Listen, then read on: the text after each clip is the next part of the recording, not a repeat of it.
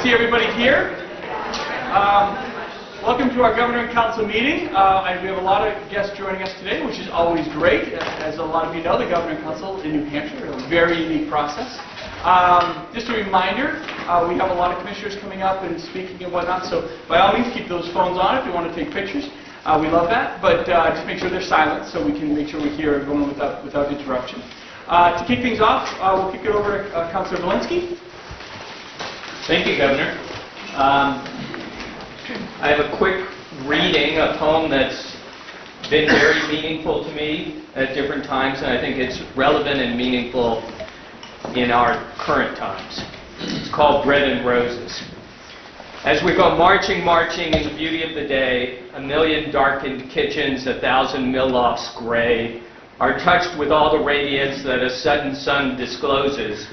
For the people hear us singing, bread and roses, bread and roses. As we come marching, marching, we battle too for men, for they are in the struggle, and together we shall win. Our days shall not be sweated from birth until life closes. Hearts starve as well as bodies. Give us bread, but give us roses. As we come marching, marching, unnumbered women dead, go crying through our singing their ancient call for bread. Small art and love and beauty their trudging spirits knew. Yes, it is bread we fight for, but we fight for roses too. As we go marching, marching, we're standing proud and tall. The rising of the women means the rising of us all. No more drudge and... Don't get me going. No more drudge and idler, 10 that toil where one reposes, but a sharing of life's glories, bread and roses, bread and roses. Thank you. Let's all stand for the pledge. Please join me. I pledge allegiance to the flag of the United States of America and to the republic for which it stands, one nation, under God, indivisible, with liberty and justice for all. Great, thank you very much.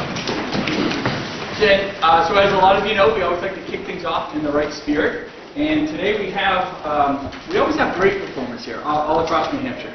And today, not to be weird, but this is an individual, if you haven't heard Sene play before, this is Sene Hunt.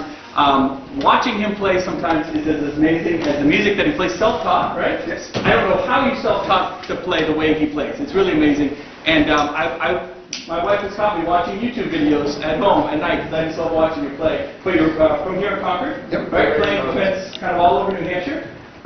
So definitely check him out on Facebook. That's my big pitch there. But with that, we'll kick it over to Sene for a couple songs.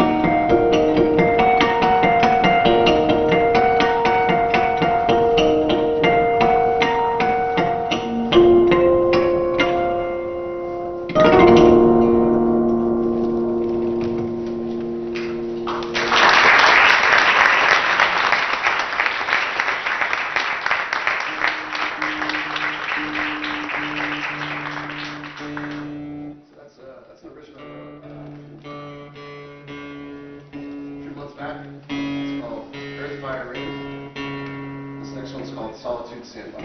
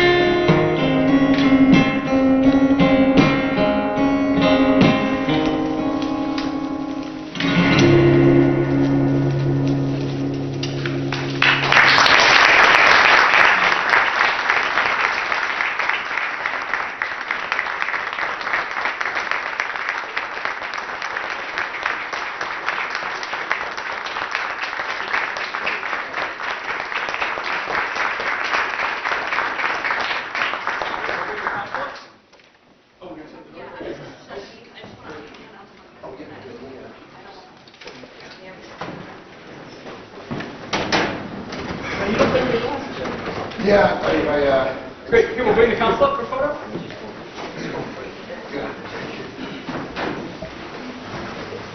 Awesome. Anything coming up? Yeah, I have so a show over at Jupiter Hall in Manchester. Oh, great. On the 28th. On the 28th. All right, Jupiter Hall in Manchester on the 28th. That's awesome.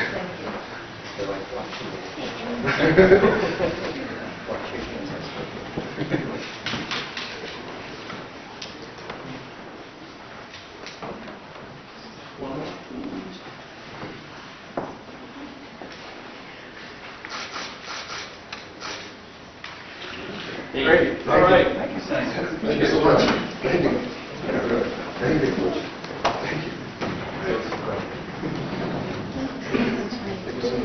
Oh, nice.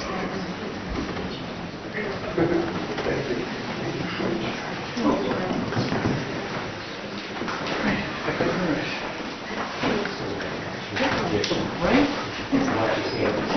It's like a whole band. And to think that he was self-taught that way, because nobody could possibly teach that, right? Yeah, right, exactly. Is Ken Merrifield here? Is Ken our Commissioner of Labor here? No? That's okay.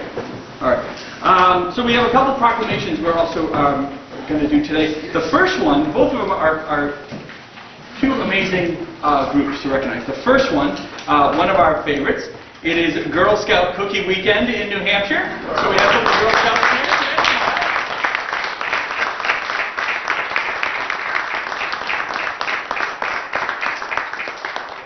Great to see you. How are you? Nice to see you. Hey, good morning. Nice to see you. Good morning. We got a troop. Good morning. Good morning. Hi. Chris, nice to see you. Good morning. Morning. Morning. How are you? Nice to see you. Good morning. Morning. How are you? Morning. Nice to see you. Good morning. Nice to see you guys. Wow, we have quite a group here today. Yes, we do. That's great. Well, we're obviously very excited, not just for the cookies. Anyone comes bearing cookies in this room is always going to be treated very, very well. Why don't you talk a little bit about the Girl Scouts and how they're growing and what we're doing around the state? Well, we're very excited because the Girl Scouts, we're here to celebrate our more than 115-year history, and we have been growing. So in youth serving organizations, that's amazing in today's day and age, but we are growing, and it's thanks to the great support of our volunteers and the girls that we have. We have with us several girls who are in a travel group. So What's a they, travel group? would one of you actually like to explain what you do? So I'm actually part of the travel troop. So what we do is we raise money to go on different trips by selling Girl Scout cookies, we do a yard sale. So like last April, us two actually went to Europe for a trip, and then a few years ago I raised a lot of money to go on to a Hawaii trip with our council. And when you're on the trips, you often do community service projects, meet with children and folks in these other countries to celebrate what they do. For my Hawaii trip, we didn't. It was just kind of like a trip. But for a Europe trip, we tried to meet up with the some England Girl Scouts there, but we didn't actually end up happening. So there are Girl Scout troops in Europe. Yes. There are. Yeah. There are Girl Scout troops around the world, Okay. and our Girl Scouts overseas, but there are also Girl Guides in 146 other countries. 146 other Yes, countries. yes. Wow. And do they sell cookies as well? No. So I have to ask, why not? The Canadian Girl Guides do, but they only sell 2 varieties, and it's nowhere near as popular as our sale. So every country does something that's unique to them, and here in the United States, we started with a bake sale all those years ago, and it's just grown into one of the most amazing business development programs in the world. Yeah. And I think the cookies have been going on since like 1917 or something like that. I think. We're, I think, 103 years Yeah. of the Girl Scout cookie sale. That's great. That's great. Now, how many, if you don't have the answer, how many boxes of cookies will you sell? Well, we sell- Girl Scouts. I don't even know. Is it in here? Maybe it's even in here. I'm not sure. I don't know how many we sell, but as a troop, we each like go for a goal of around like 1,000. I think, like us older girls. We are going to sell 16,000.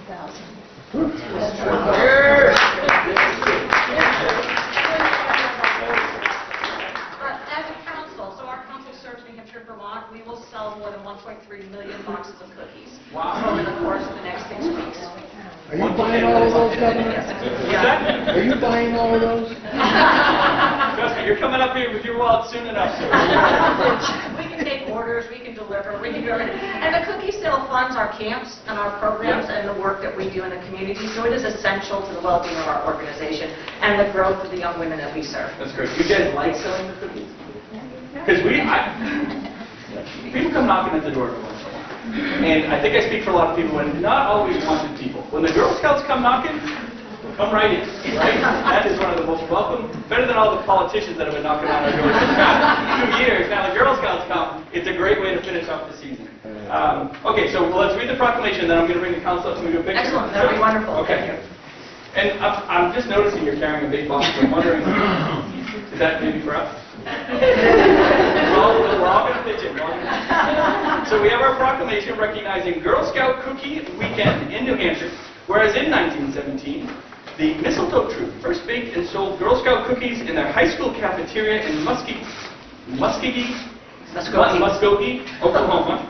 Sorry, Governor Stitt. As a service project, and the year 2020 marks the 130th anniversary of Girl Scouts selling Girl Scout cookies.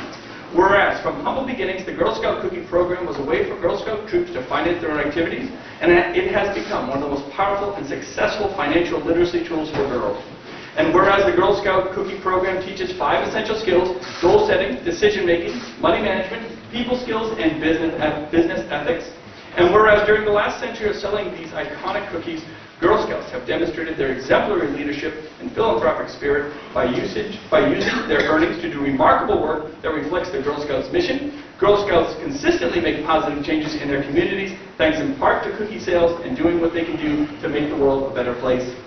And whereas today more than 50 million women are Girl Scout alumni, and 2.6 million girls and adult volunteers are active members, and whereas throughout the dedication, time, and talent of thousands of trained volunteers of different backgrounds, abilities, and areas of expertise, Girl Scouts of the Green and White Mountains serves thousands of girls in grades K through 12 in New Hampshire and Vermont. Now, therefore, I, Christopher T. Sununu, do hereby recognize the 103rd anniversary of the Girl Scout Cookie Program and proclaim Girl Scout Cookie Weekend on February 28th through March 1st, 2020 in the state of New Hampshire, and call this observance to the attention of all of its citizens. Thank you. Thank you.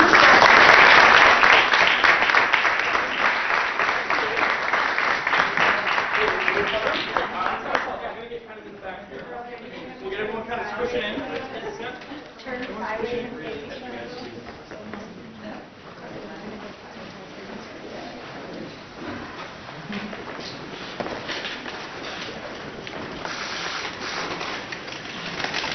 Great, we'll have the council join us.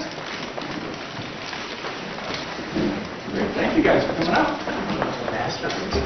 Oh, you bet. And the Girl Scouts. Oh, no kidding. Oh, wow.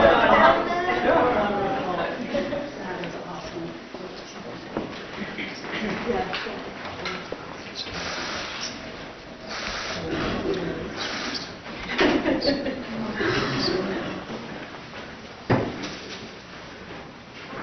That's good.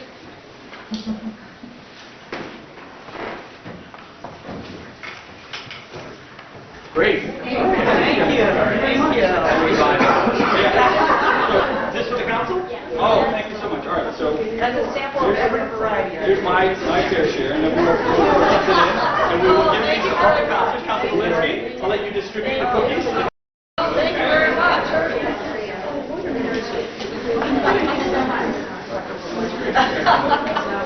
Thank you very much. Excellent. All right. Well, thank you. Enjoy. Okay, start these down that way. Thank you so much. Nice to see you. Pleasure to see you. Thank you for having us. There you go, Paula. Start these down this way. Don't let Glenn eat them all.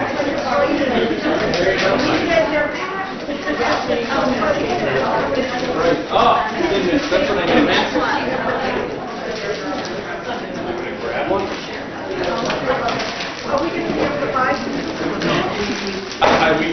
Councilor Zelinski is handing them out, so you better get.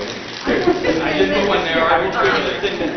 All right, you got to fight over the. What do you got over there? Oh, I'll take the Samoas. That'd be great. All right, no, you want Samoas? Give them to Michael. Mike, what do you want?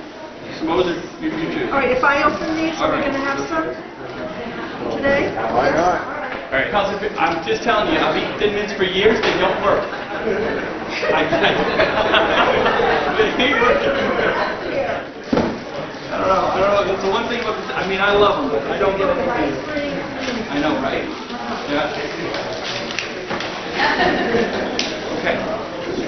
So we have another group, and it really is a group. It started with one individual, and it's grown with a program that has been incredibly successful throughout this entire country, and very specifically here in New Hampshire. We're very proud of it. And we have an entire month that we are proclaiming for the Choose Love Social and Emotional Learning Awareness Month. So we have Scarlett Lewis. Is Scarlett still back there, hopefully? She's signing autographs back there. And everybody, I know we have folks from Hanover PD and just all these other groups coming on up. So we're just going to invite the entire gang to come on up.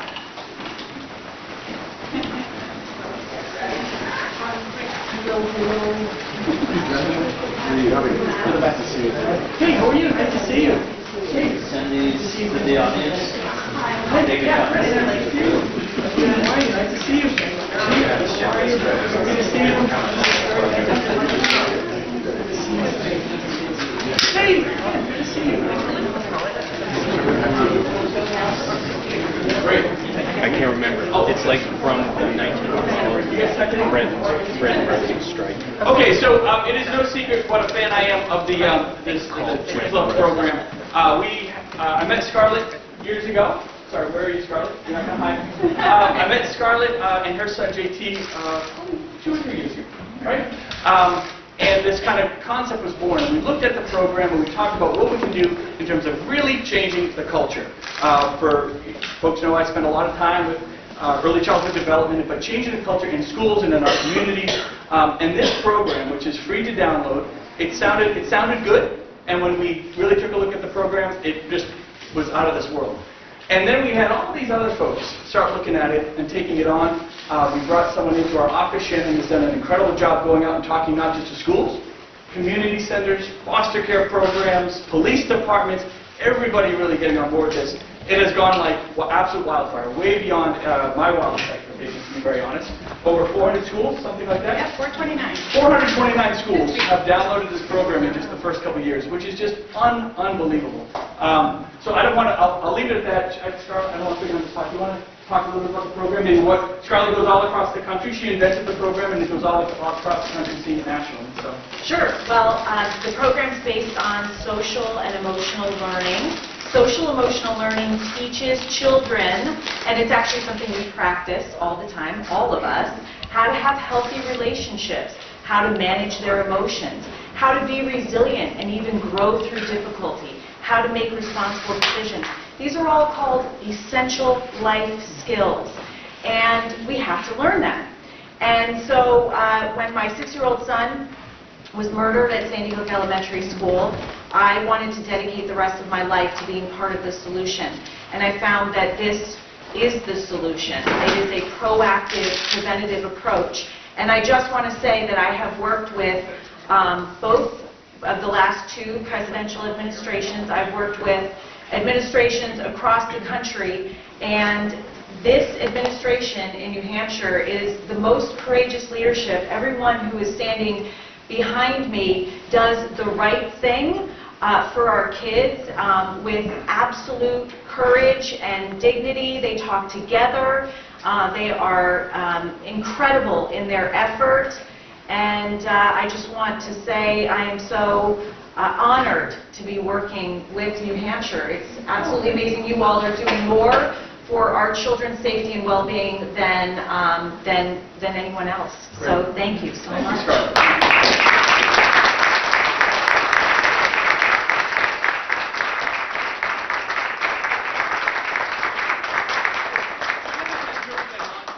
All over the state, and again, it started just with schools. We wanted to see if some schools over the next couple of years, a few of them would take it on, and obviously that's going like wildfire.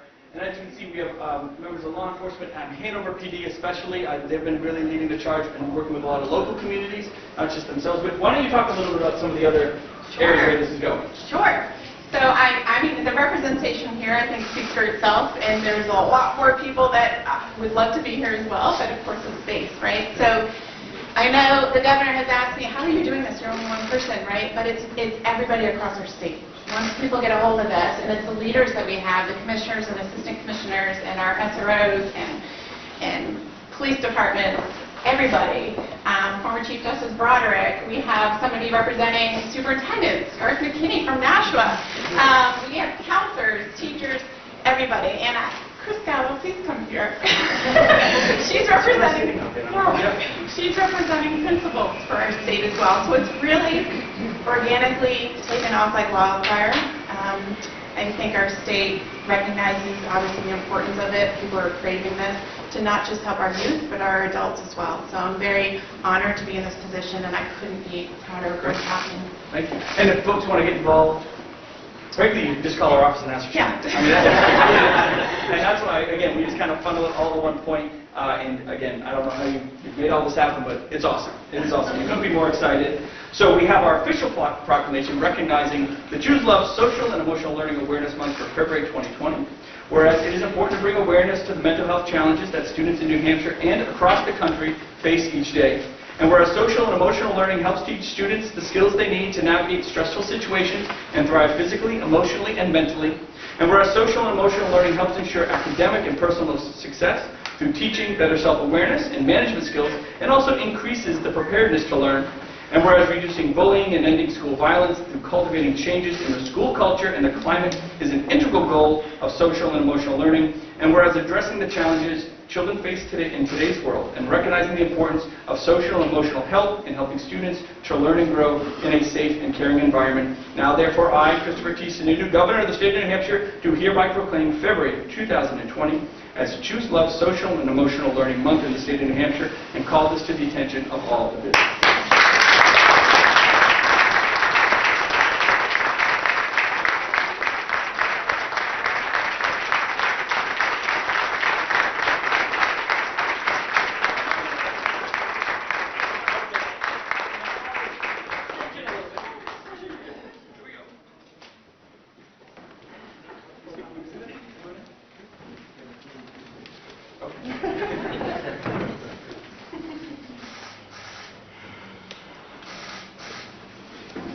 Okay, would the counselors like to join us?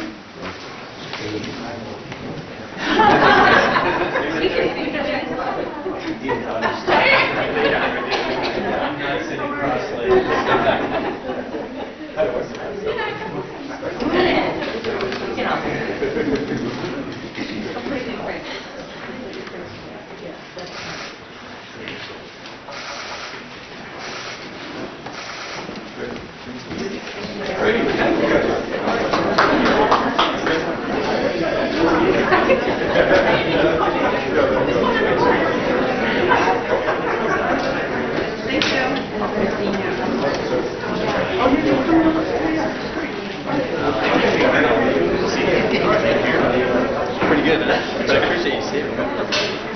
Thanks for coming down. That looked very well.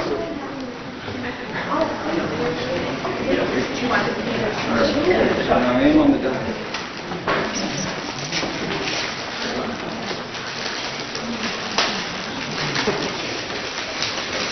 Councilor Gatsby, you want lemon? Is that what that is? No, I'm good. No, I got my dozy dough. My peanut dough. How many times does the governor say that I got my dozy? I got my dozy dough. Good.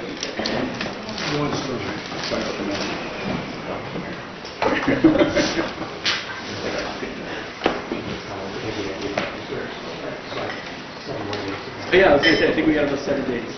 I don't know what I'm giving up yet. I'm working on it. I get back on using my phone, digital media and all that good stuff.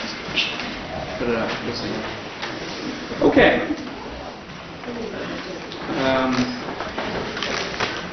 Okay. So moving forward, I would call. Oh, I'm sorry. We'll wait for Councilor.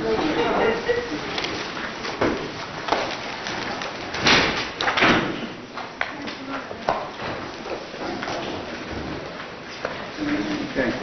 Moving forward, I would call this meeting of the Governor and Executive Council to order, and I'd ask for a motion to approve the meeting minutes from the February 5th, 2020 Executive Council meeting. Second. Any discussion or changes to the meeting minutes? Seeing none, all in favor signify by saying aye. Aye. Any opposed? The meeting minutes are approved. Next, from the Office of the Secretary of State, we have our civil commissions. Could I please have a motion to confirm the list of civil commissions? So moved. Seconded. All in favor signify by saying aye. Aye. Any opposed? The list of civil commissions is approved. Are there any nominations to place on the list at this time? Okay, with that, the matter of civil commissions is concluded. We have one resignation to accept today. From the Board of Licensing for Alcohol and Other Drug Use Professionals, can I please have a motion to accept the resignation of Nicholas Pfeiffer of Loudon? So moved. Second. Any discussion? Seeing none, all in favor signify by saying aye. Aye. Any opposed? Mr. Pfeiffer's resignation is accepted. Moving on to our list of confirmations, could I please have a motion to confirm David Collins of Bedford to the Air Resources Council? So moved. Second. Any discussion? Seeing none, all in favor signify by saying aye. Aye. Any opposed? I'm recused from this appointment. Noting the recusal, Mr. Collins is confirmed. Could I please have a motion to confirm Rosemary Ford of Nashua to the Board of Licensure of Interpreters for the Deaf and Hard of Hearing? So moved. Any discussion? Seeing none, all in favor signify by saying aye. Aye. Any opposed? Ms. Ford is confirmed. Could I please have a motion to confirm Peter Simino of Merrimack to the Board of Licensure of Interpreters for the Deaf and Hard of Hearing? So moved. Second. Any discussion? Seeing none, all in favor signify by saying aye. Aye. Any opposed? Mr. Simino is confirmed. Can I please have a motion to confirm Ricky Persons of Laconia to the Board of Licensure for Interpreters for the Deaf and Hard of Hearing? So moved. Second.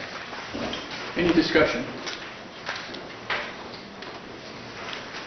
Seeing none, all in favor signify by saying aye. Aye. Any opposed? Persons is confirmed.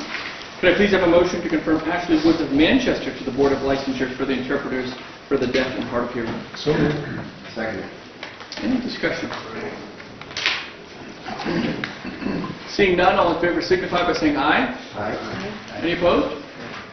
Ashley is confirmed. Could I please have a motion to confirm Christopher Nicolopoulos of Bow as the Commissioner for the Insurance Department? So moved. Second. Any discussion?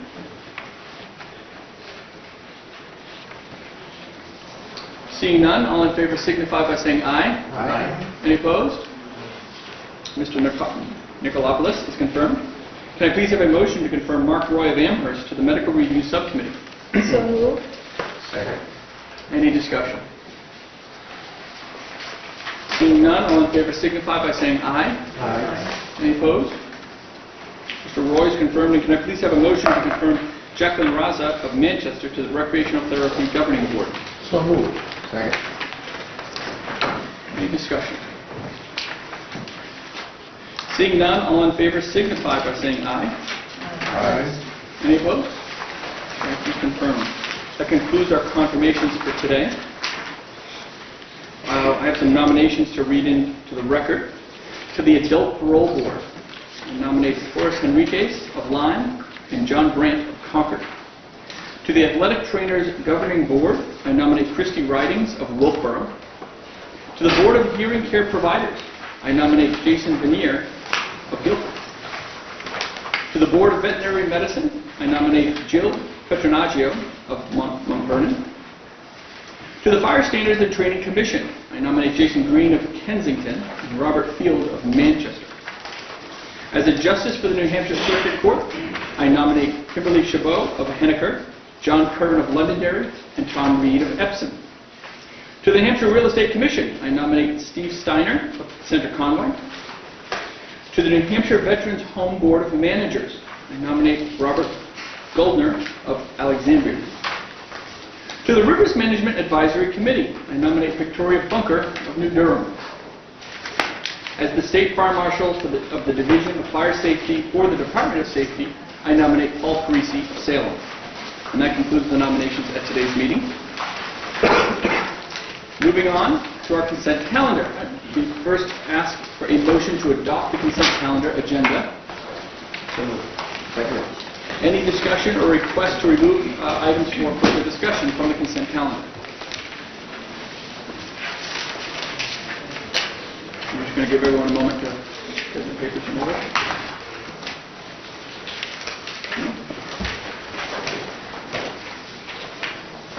Seeing no request to remove any items for further discussion from the consent calendar, all in favor of adopting the consent calendar as presented, please signify by saying aye. Aye. Any opposed? Consent calendar is approved. Moving on to our regular agenda. Our first item is item number 6 from the Business Finance Authority. Do we have folks in the Business Finance Authority here? Good morning.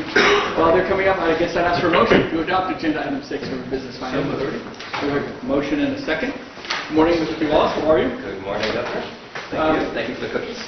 You bet. I guess I'd just ask you to kick it off and maybe describe the item a little bit. Sure. So for the record, James Key Wallace, Executive Director, Business Finance Authority.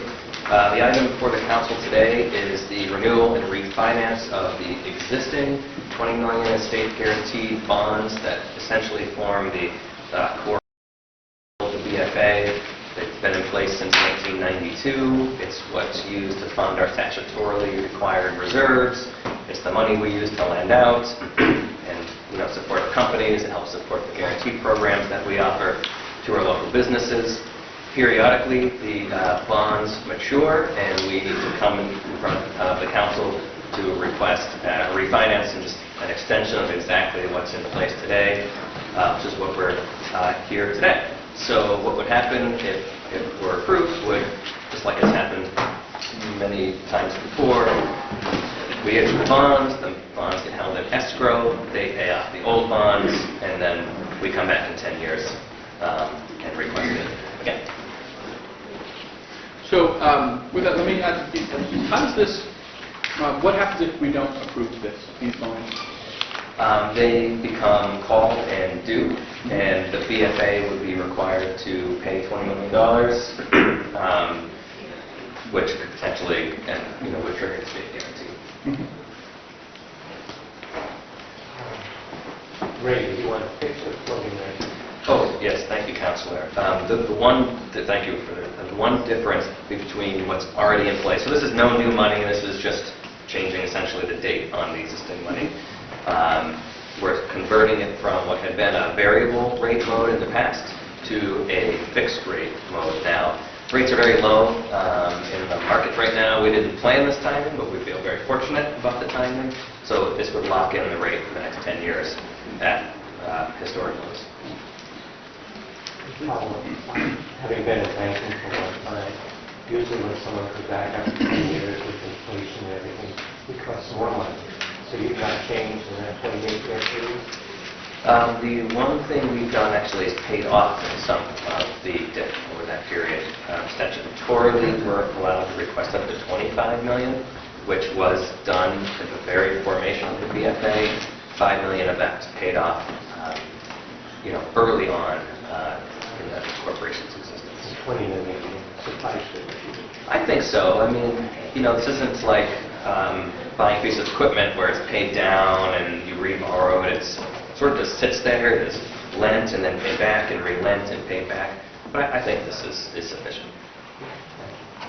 How are the reserve funds sufficient right now? Or? They are. We get audited every year who looks at every program in the reserve funds and they're deemed sufficient. We like to have extra in the reserve, and we're happy to say they're in good. Further questions from any of the councilors on these items? Okay, seeing that this is an item from the Business Finance Authority, therefore it is part of a public hearing process. So I would now ask if there's anybody in the audience wishing to speak directly to the matter of item number 6. We have Mr. Haas. You want to come forward? Good morning, Joe. Good morning, Your Excellency. Excellency and procrastination. I'm still waiting for some paperwork from the Attorney General, who I see is not here now. He was here. Over here. Oh, there he is, behind the, yeah, I'm still waiting. Okay. So on this item, Joe. What's that? So on item 6. Oh, yeah, item 6. I sent an email out to all of you yesterday morning. Can I use the table here for a minute? Certainly. Put this down.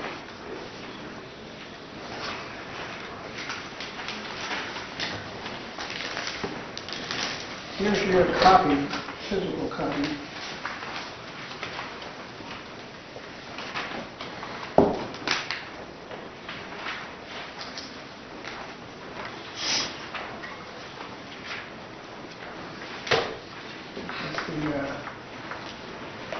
Pass that on.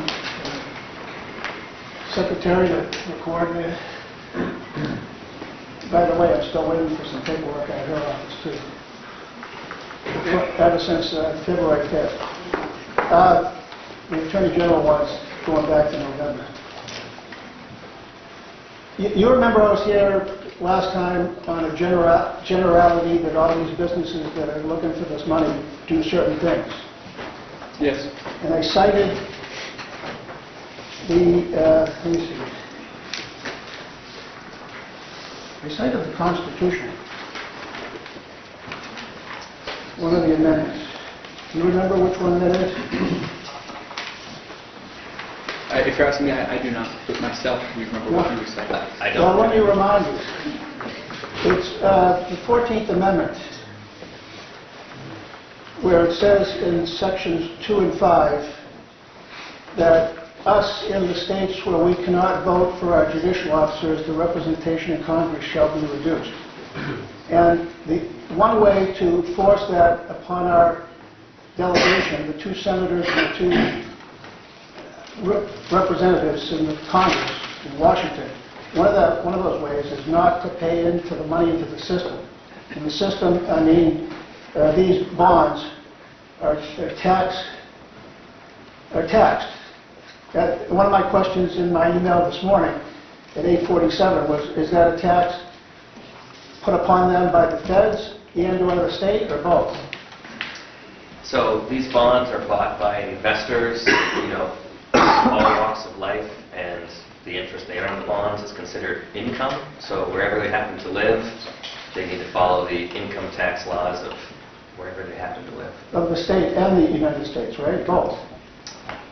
Where they happen to live. They could be outside of the United States, I suppose. Okay, that's a good point, yeah. Yeah. But what I'm getting at is the ones that are in the states, especially New Hampshire, because we're one of the states we can't vote. We're supposed to have a check and balance in that, which I'm saying is worthless. Judicial council, they tell you to get lost over there. Whereas when they first got started, it was William Treat said, well, there's ought to be citizen participation. And like I said, they tell you to get lost. That's one of my arguments, that should be one of the terms and conditions. That's one of the conditions today that you can put upon the BFA to say, yes, that when people buy these bonds, No, at the later stage, when they're using the money to give, to loan to the businesses, to require the businesses to say, yes, that until our delegation does their job, we're going to put that money in a bank, in escrow, and collect interest for the BFA. I mean, they'd make even more money. I mean, could that be a term and condition that you could put in there? I mean, right In terms now... of what terms could be put in there, I think there's flexibility. It's something that I think you'd bring the entire program to a screeching halt, and I think that'd be detrimental to the businesses, is my guess. So, Well, this is the point that when Andrew retires at the end of this year, whether he wins or not, the woman that wants his seat is over at the attorney's office over on Store Street, Shahina Gordon. She says that she would like to see more activity, like my comments being made at the BFA, rather than to bother all of you at the 11th hour. You know, it would be nice to do it down there. And I did do it down there back in April, and I talked after 2 o'clock in the meeting, and they didn't put it in the minutes. And I asked James, I said, why didn't you do that? He said, we don't have to do that work because we're not the government. But it ought to be one of your... Okay. That's not accurate, Joe. Well, tell me, The fact that you spoke is in the minutes. The details of what your... It is in the minutes? The fact that you spoke is listed in the minutes. No, it's not. You go to your website and there's nothing. well, we can get you a copy. We can get you a copy, as we talked Oh, about. so in other words, you're hiding it. You're not going to let the public read it on the internet, and they have to go in and look in the No, file. we can get you a copy.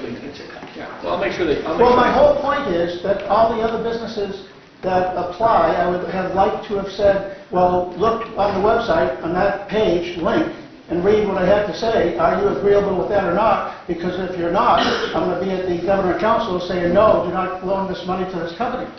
Not today, but in the future. Yeah. But again, a transcription would be different than the minutes. I think you're looking for a transcription. Huh? A transcription of your exact words would be one thing. Oh, Minutes are another. oh, you mean a recording of it? Yeah. A voice, you record those by voice? No, I think what the governor is saying, in standard set of minutes, your word for word words won't be in the minutes. That's not how... No, a summary. Is it in the minutes? The summary is not in the minutes. The fact that you spoke is in the minutes. You're No, it's always not. welcome to enter something in writing I in asked the for record it. like you did He never today. provided it. 91. We'll make sure that it's But he said he's not a government agency. I did not say that. We are subject to 91A. Yeah. Well, didn't I ask for it? I've not received a request from you to ask for that. I'm I happy to provide sent it to you you. numerous Joe. emails. That you do. We'll make sure you get a copy. Yeah, we'll make sure you get a copy so we can review what's in the minutes. And if you have an issue with what's there, you can take it up there. Well, could you put in his conditions that next time somebody shows up, they don't put this hurdle on, that they put it on their website? Can you put that in with one of the terms and conditions of approving this bond? Our minutes they do go on the website. They do go on what? The website. No, they don't. I didn't say. I've gone there. I'll sit with you, Joe. I'll take you So, exactly to where we Again, are. I don't know, unless the council really wants to entertain, putting in conditions having to do with the meeting minutes of the Business Finance Authority, that'd be very challenging, but I suppose the council could consider that, but I don't see that as something that we need to take up at this time. Well, those were the 2 items that I had in my email of yesterday, and I have 9 questions on my email today at 8:47 a.m. that I did ask you if you had received it before here, and then you said yes. You and Jeremy. Yep, I just was Do looking. you have any answers for me on those 9 questions? Why don't we go through them and we can decide Okay, well, what's pertinent, chapter what we can decide. 262 of the laws of 1992. That's, Well, I'm sorry, I don't want to go through all 9 questions in a direct email. I mean, if there's an email, you guys can have an exchange on the answers to that email offline. well, this is a public hearing. I'm wanting to have him answer these questions to you because... That's fine, as long as they have to be directly relevant to item 6, though. Yes, they are. Okay, Yeah, I mean, the other ones were general. okay. But these are specifically to this. You mentioned that you paid off $5 million of the original 25 million, when you say original, was that back to 1992 or the original one since then that was redone somewhere other day? 1992. Well, it's good, $5 million. What does that come out to per year? It depends on when they were paid. I think they were paid. I wasn't around. The question would be, are you going at the same rate that you're paying off this at the, since then? I mean, is it slowing down or speeding up or equal? No, that's a good question. So, as I mentioned before, these bonds aren't like you would see to buy a piece of equipment in a business where you buy and pay them down. They sit with the organization, in a sense, permanently, and you pay the interest. Then you use that capital to lend, and then get repaid and relend. It's called a revolving loan fund. So it's permanent capital that gets used permanently. Okay. The BFA pays all the interest on it. Well, it's good. At least you're progressing towards the total payment. And do you have the expenses that of your outfit as far as, are those increasing or decreasing or staying the same too? Sure. So if you want, you can go to our website, go to nhbfa.com/financials. We publish our audited financials there and here with the state publicly. The BFA's cost structure is pretty flat. We've been very good at controlling expenses. We're self-funded. We don't use any taxpayer dollars. Well, here's another question that just came to mind too is, Jeremy does an excellent job on getting new businesses into the state. Do you pay him like a bounty or a reward for getting more as a bonus in addition to the regular salary? Because I think he deserves it. Well, I appreciate that. I'm sure Jeremy does as well. He does do a great job, Chad, you're right. And it's really a team that actually gets, I think, New Hampshire to where it is today, having such a good track record of attracting companies. I'm not going to get into private salary structures. We don't pay commissions. That's not how we operate. But other than that, I'm not going to comment. Yeah. Okay. Well, and then number 3, I'll try to do this fast here. 1 + 5 = 6, the Governor and Council, page 5. Have you already signed it? Is this like a show cause hearing why it should not be gone forward? We don't sign this until after it's voted upon. Okay, thank you. I mean, that's the way that some of these courts operate, The document is sitting right here, waiting to be signed, but it doesn't have to. Number 4, on the resolution, page 59, 60 and 61, well, there's the three last pages of the 61-page document, terms and conditions. Okay, reasonable and appropriate measures have been taken to minimize the risk of loss to the state. And,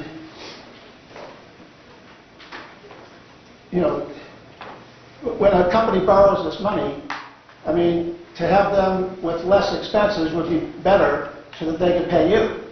So that was one of my arguments too. Maybe when they do apply, one of the requirements is that yes, they have applied for an abatement at their local level because the statewide, no, let me back up. The local property tax is unconstitutional. The Conval case. I just was at the Rules Committee yesterday. I said to Stephen Sherlock, there are three bills being talked about to be trying to enter in at the last minute. We said, is one of them to pay at the state level for all these school expenses? And he said, no. And I said, well, the Supreme Court's going to come down on you like a ton of bricks this spring. And you got to have something in place.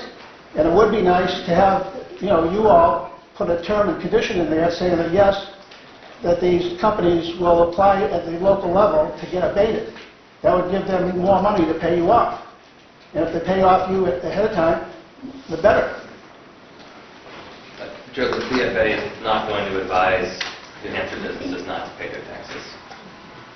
Well, then you're operating a unlawful outfit. And so my recommendation is why grant money to a company that tells businesses to take off. Well, I'm going to simply say difference of opinion on the constitutionality of property. Well, I know. I mean, that's what I said. The 10 bricks is coming down this spring. Number 5, is 2 of 3 of the resolution, page 60. The bond shall bear interest at a fixed rate. You said it went from a alternating rate or whatever, fluctuating or whatever it's called. Variable rate. Variable. And so I read here that it goes up to 10%. I mean, who determines the amount? So the variable rate, the mode the bonds are in now, is essentially a function of prevailing interest rates in the credit markets. So you look at, 10-year treasuries, 2-year treasuries, LIBOR. There's a variety of factors, getting into the whole thing, that affect variable rate interests on a financial instrument. We are subject to those forces like anyone who borrows money. The new bonds will be fixed rate. We don't know the interest rate. So another question would be, what are they now? Right now, the variable rate for us is about 1.61%. 1.61%. About. It changes And then every they're going to pay tax on that? The people who have invested, I mean, sometimes they do that's actually. less than the rate of inflation. That's not even saving money. You're losing money. It's terrible. I mean, Don't look at bet all bonds this- then, Joe. I don't know. Not for you. That's financial advice. I can't give that to you. Okay, well, number 6, 7, and 8, 9. I just have four more. The Y on page 7 of 61, dealing with the Bank of New York Mellon. Why not a New Hampshire bank? Is it because these have to go through the New York Stock Exchange or something? Why do you pick Mellon? I mean, how is Mellon chosen? So the Bank of New York Mellon, actually the role they play, they're not the lender. They're what's known as a trustee. So you have to have trustee services. Only certain places offer trustee services, and the function of a trustee, Joe, is to make sure that, and so when these bonds get issued, they go out to the markets, they're in all these bond funds, whatever, obviously, just like the state and any town's bonds. So they get a commission. They don't get a commission, they charge a fee. So when the state or a town or BFA has to pay the interest on the bonds, it goes into a trustee to make sure the funds are actually there, which then get divvied out to the myriad of people who and institutions then purchase the bonds. So they play a stewardship role. It's required. So the 1.6% interest is less with this. The new bonds? I don't know the pricing on the new bonds. That will get set when they're issued and after they're approved. We're hoping for a good rate. Well, I hope so. And then Yes. number 7 is the bond is issuable only in fully registered form in the denominations of $5,000 or any multiple thereof. So my comment is, why can't it be like 1,000 for another investor that doesn't have the big money to invest in? To get people, because I went to the BIA, they just had last Friday's meeting at the Holiday Inn. They told about 401ks, how people are trying to save money. It would be nice to, have these available so that people that didn't even want to put the money in the 401k would just pay the tax and then buy the investments and not have to deal with Uncle Sam in their retirement, Yeah, so you're talking about the minimum denominations that are Yeah, is that by law? purchased. It's not, I don't believe by law. It's a good question, but 5,000 is considered the smallest feasible denomination to administer. If you make denominations too small, you end up with just so many people in institutions. Well, the reason I say that is because It's actually smaller. Most bonds I've seen are much bigger denominations, like 100,000. So this is a more democratic. Oh, so Bloomberg and all those guys can buy the big chunks. I don't know what he does. He doesn't call me anymore. Probably a good thing. Okay, 8 and 9 on the second page. Yeah. The certificate, page 19, certificate of authenticity. Thank you. Shall be manually signed by the trustee, but the bonds actually, as a collector of antique stock certificates, I like the actual signatures, of the old stocks. And but here you're allowed a facsimile. Facsimile. And I just would like you all maybe to amend that, to say, yes, they have to sign those too. And the corporate seal can be just a photocopy. I mean, I think it should be embossing. So that's an addition that I'd like to have added. But like I said, this is the 11th hour, and it would have been nice to do this down at the local level. I mean, Is there a question, Joe? I guess the question is, maybe something for the BFA to talk about the In the future. validity of requiring a inked signature versus a copy. Okay, that's fine. In the future. I'll say that the language No, matches it's in the here. wording exactly of the statute. I do personally sign and ink all my documents, just That's good. regardless of what the statute permits. you and some other, it has to be two people. Yeah, I'm just talking about my signatures. I mean, do you ever have it with a facsimile? I've never seen one, not my tenure. So there's two originals on your documents. On documents that require two signatures. That's good, thank you. Maybe you can collect his signature. How much do you charge? Not for you, Joe. Oh, and I got a calendar with you with the dog up in Laconia. I love dog. Yeah, I want to get your autograph on that one of these days. We're almost at the end, Joe. The fuel oil company. Okay, number 9, this is the last one. Hinckley outfit down in the attorneys down in Boston, Mass. They indicated tabs 3, 4, and 5, and all I saw was tab 2, where it says TAB number, then the 2. I did a search of the word tab on the 61 pages, and I only found it 5 or 6 times, but it dealt with nothing else. So where are tabs 3, 4, and 5 in the 61-page document? That's what I'd like to ask. So, What page numbers? the formatting that I have separated the tabs in this book.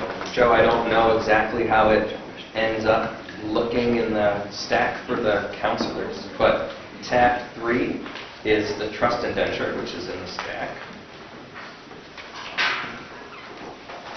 Tab 4 is the reimbursement agreement, which is in the stack. And tab 5 is the official notice of sale, which is in the stack. I don't know if they're So it would labeled be as that- such in the... Okay, I'm glad they're included. They're certainly included. So could you amend it before they sign it to put that up in the upper right-hand corner so that if somebody in the future looks at it, they can see exactly where it is? All these documents, actually, Joe, will be made publicly available in a much broader book that includes a lot of other documents. So everything will be there, very clearly delineated, easy to access. Okay, that's it. I got your copy here too of the last email. The Jim type.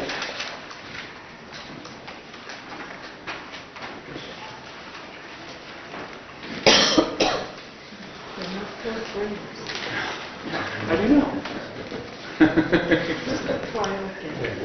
I thought I had another one. I don't know where it went. It's probably in my car. You got the one that says, the one that Karen, which one do you have? The one that says item 66 with the X off the second 6? Yes.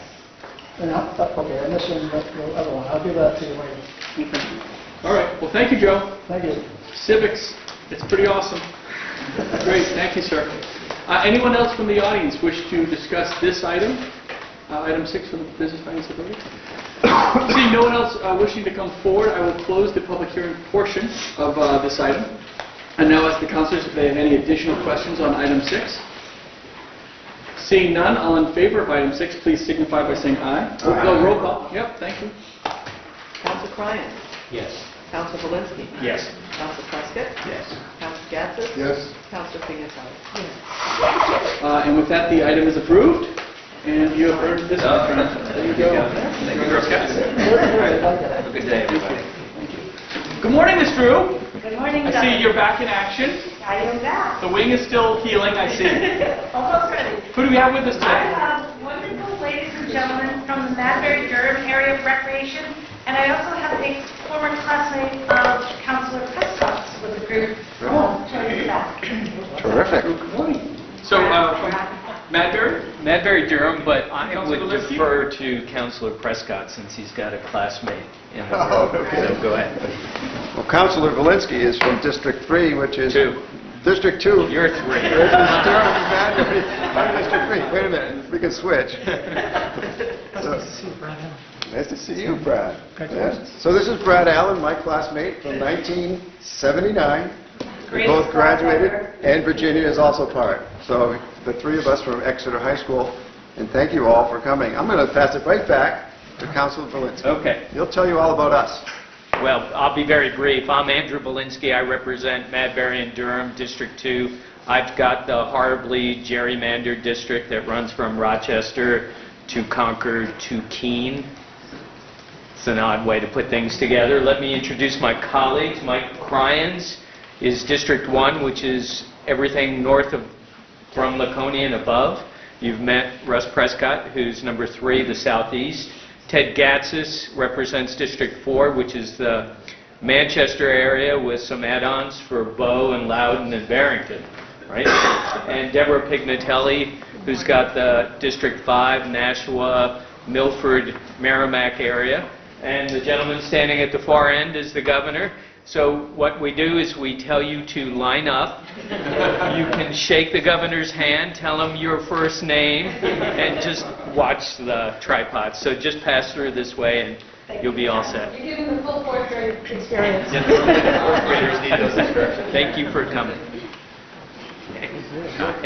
See you all. Thanks for coming. Yeah, Thanks for coming. Thank you for visiting with us. Good to see you. Hey, how are you? Good to see you. Thanks for coming. Thanks for coming. Thanks for coming. I'm not going to lose you in the storm. Good morning. Thanks for coming. Thanks for being here. We could have given you a phone. There you go. Great to see you, Brad.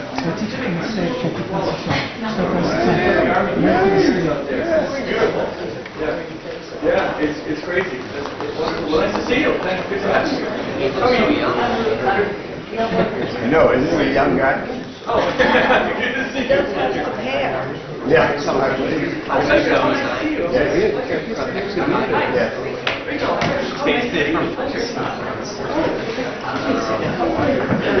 How are you, sir? Pleasure. Hey, how are you? Did you recognize me? Yeah. But I didn't recognize him. Showed up. It's great. You graduated high school in 1979? Correct. You were young. I was. Okay. So moving on, we have our items from the Department of Health and Human Services. I now ask for motion to adopt agenda item 7 from the Department of Health and Human Services from the Office of the Commissioner. Second. Is there any discussion or question? We have a question from Councilor Pignatelli. Is the Commissioner here?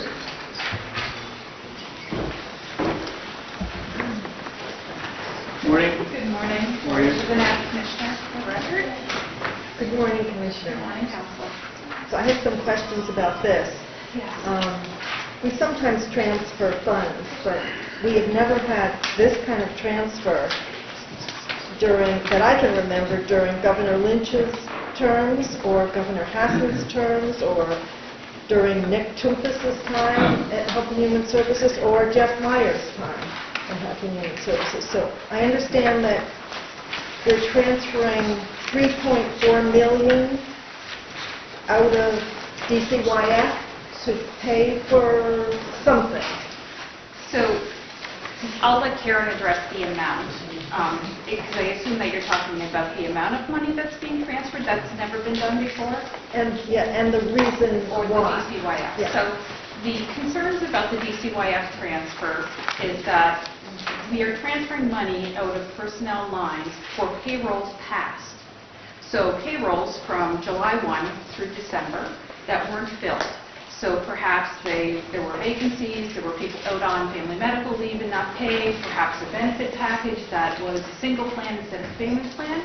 What I can tell you today, if we filled every one of those positions today, we would still have a lapse because those payrolls are in the past. So if we didn't transfer those funds out of those personnel lines, that money would lapse. So the decision to redirect that money into provider lines to provide services to kids is the intent there. So we can't use that money because it's in the past. So we're not transferring it to add new positions like were required in Senate Bill 6. All the money for those positions are in the personnel lines. We can fill every single one of those positions. The only money we're transferring from personnel lines is money in the past that we cannot use because the payrolls are already gone by. So this is lapsed money. This would be lapsed money if we did not transfer it. Okay. Even if we filled all of the positions today, this money would lapse. Does lapsed money ever come back to the agency? Are you ever able to use any lapsed money for positions or anything else? There are some funds that are non-lapsing funds that we can use the following year, but oftentimes when we see money that's going to be lapsed, that can be used in a better way instead of a lapse. For example, this case, redirecting those funds into children's services instead of having it lapse makes the most sense. We want that money to go towards supporting kids.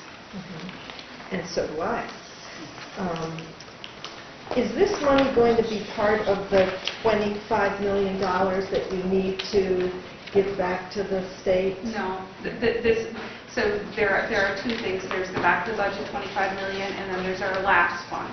We specifically directed this into providers line so it wouldn't be part of our lapse, so that we can use that money to support kids. And I understand that some of this money is going to pay for some providers that we have. Providers in like foster care, residential programs. I have a whole list of them. All providers that currently in DCYF provide services to children. So the money is going to be used to pay the providers, and they are providing services now. To kids through DCYF, yes. Can we know those providers that need to be paid? I can give you a list of the groups of providers pretty quickly. I have that on by email. The groups of providers, for example, foster residential programs, things like that. The very specific list, I'm sure it's extensive. We could probably get that in the future. Yeah. So I would like to see a copy of that so I know which providers we're using, and not just generalities. I'd like to know the particular providers that will benefit from that transfer of funds into the provider lines. Yes. Okay. And so I want to ask Karen to address, Councilor Pignatelli said there has never been a transfer like this in all of the years of Commissioner. Is that correct? No, last year we transferred, I would say, close to $20 million into DCYF because we had significant caseloads and significant kids in out-of-state placement, which are very expensive. So this is not the first time we've done a transfer this large. We did a transfer in May of last year, department-wide, that was in excess of $20 million. So this is actually a fairly small transfer for us. It's less than 1% of our general fund budget and pretty routine. So I was wrong. Unfortunately. All right. Thank you for correcting me.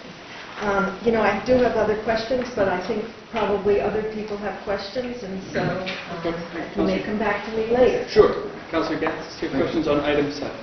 In the line items that you transferred this $11 million from, how much more is left in those accounts? So I would say it varies. There's certainly enough money left in those accounts to pay the things that they were originally budgeted for. So as the Commissioner was speaking to, when we've transferred money out of salaries lines, we're transferring money from past salaries, essentially not into the future. But it varies depending on which line we transfer it out of. But how much salary dollars are left? Oh, across the department? No, from the department, from the $11 million that you took, was there additional funding there that's going to lapse? Oh, yes. Well, yes, there will be definitely salaries and benefits that lapse across the department. How much? Like in total, just salaries and benefits, I'm not sure. That's something that we analyze on a monthly basis, and it can vary depending on a position being filled above step 1, which is where it's budgeted at, or somebody leaving that we didn't expect to and would So it can vary greatly, and we monitor it monthly. So you could have transferred more dollars if you saw it fit to do.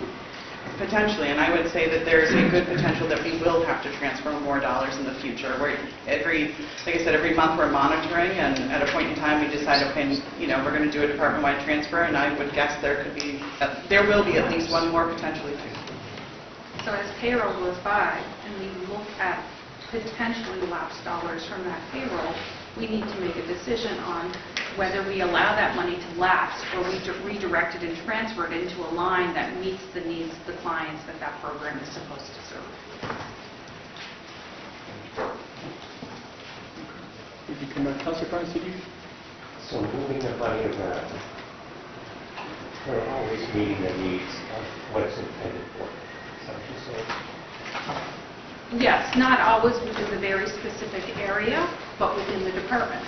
So in the DCYF case, it was completely directed into children's services, and that's the intent going forward with any type of transfers to and from DCYF is, depending on our caseloads and our types of clients, and this goes for all of healthcare, your ability to move money around to make sure that you have the right service to the right kid at the right time is really important, and that doesn't always fit within our budget lines. So our ability to have that flexibility is really important to meet the needs of the children. Right, can you give me an example of one that doesn't, well, this directly is the one that Council. So yeah, we talked about last year, we transferred, when we created new positions in DCYF, we took transfers, maybe lapsed funds from other areas of the department that of payrolls passed, took that money and transferred it into DCYF because they were an area of need last year. So we took money from New Hampshire Hospital, we took money from all the different areas that for payrolls passed specifically that would have lapsed and moved that money into DCYF. And we do that on a pretty regular basis when there is one area of need and another area has some money specifically in payroll lines where the payrolls are the past and would have lapsed funds. And throughout all of this, are there any providers that are not being paid for a period of time, or is it a short period of time? Sometimes these small providers, they don't get paid. It's not because of the transfer. If there's a provider that is not being paid timely, it has nothing to do with the transfer of How funds. they submitted their paperwork or lag on error. Absolutely. It's one or the other, not submitting the paperwork, maybe us, the department requesting additional paperwork, things like that may delay a payment, but it has nothing to do with the transfer of funds. What I would just add is, I did testify at fiscal committee that if this item isn't approved, it could affect providers, and it will in about 2 weeks would affect providers. Potentially less than that. Yeah, thank you for the explanation. I'm trying to follow your spreadsheet. It looks like you're taking $3.3 million out of child protection lines. Those are funds that would otherwise lapse because they relate to past payrolls that were not paid. Exactly. Which tells me those positions were never filled. The positions were either vacant, so we've had new positions added this year, right? So if we have 20 new positions added this year, 20 people aren't going to walk through our door to all be hired at the same time. So there's generally, even if you stage and roll your hiring, there's going to be lapse. Lapse can be from other things. People that go out on FMLA that don't collect a salary, people that choose a single plan or no insurance instead of a family plan. If the department was 100% fully staffed all year long, we would still have personnel lapse just because of the changes in step increases in benefit packages. Okay, I understand general lapses and payroll functioning. You've got a $2 million cut to personnel services, permanent class and protected services. Yes, that's payroll pass. Payroll pass. That tells me we had a deliberate effort to increase the number of child protected workers because of the overload and the distinct need. This tells me we didn't meet that need by filling those slots. Am I right? So they're not the new positions from last year. They're currently recruiting and have hired a good amount. I will have more specifics. I requested the overall staffing and vacancy rates from DCYF, and I should have that for next week. We've been following for a while. I can tell you that there is a net increase of DCYF staffing this year, and they're still filling the positions that were provided. So I think the overall staffing numbers are up. The exact amount I'm not sure of, but I can get that for you. But if I'm remembering correctly, we were like 5 times the average caseload for child protective workers? Yes, and so what we have seen is since 2016, our average caseload per worker was 90, and we are down to in the 30s right now. So we have had a substantial improvement in the caseload per CPSW, and we only expect that to improve further. But we couldn't fill $2 million worth of slots to drive that down more quickly and to national standards, right? So far, we have not filled all the slots. That's where you're seeing that $2 million lapse. There is a general ramp up to hiring. So we had a lot of slots added in October, and then we had the Sierra in July, and then the Sierra in October. We started hiring immediately in July, and we've hired a lot of people. We just haven't hired all of them. Can I add 2 things? Yeah. So Senate Bill 6, which added a majority of the positions to DCYF, is accounted for in a different accounting unit than that. Yeah. And under House Bill 4, we are not permitted to use those funds for anything other than those Senate Bill 6 positions. So I think and I don't remember the accounting unit off the top of my head, I'm sorry, but there is a transfer in there that moves it from class 10, from salaries, to some overtime line within that accounting unit. So we don't take any money from the Senate Bill 6 positions and move them. As Lori said, the Senate Bill 6 positions were authorized for us to start hiring in September. July, as soon as the bill was signed. Right, so you moved 25,000. Yeah, we moved 25,000. To overtime in lines 133 and 134. Yes, you found it. There were also positions that were added in the governor's phase of the budget and the House and Senate within House Bill 3.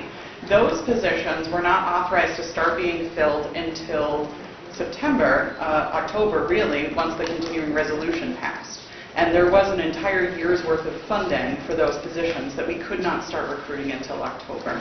And I do apologize, that is not information I provided to Fiscal Committee. It's something I realized after that meeting. So there was lapse from those positions. Essentially 3 months for those new positions would have lapsed. Thank you. Just a couple more, I promise. There's also a $725,000 decrease in foster care. Is that also a lapse issue? That's within 2958. It's lines 68 to 76. So I believe what that is. 2960 and 2961. Yes. So one of the things that's difficult about the DCYF budget at times is that we never know what type of services a kid coming through the door is going to need. And so when we budget within that accounting unit, we have very specific class lines, which is both a great thing and can be a difficult thing.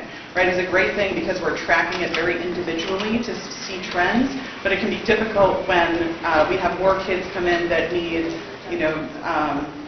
some kind of different kind of placement than foster care placement, and we have to move the funding from one line to another. So that wouldn't have lapsed necessarily, it's just that we needed it a different way to serve those kids than what we thought. Is it fair to say that given the needs of the kids, we had enough money in foster care lines to allow for the 725 transfer out? Correct. Okay. Last topic is Glencliff.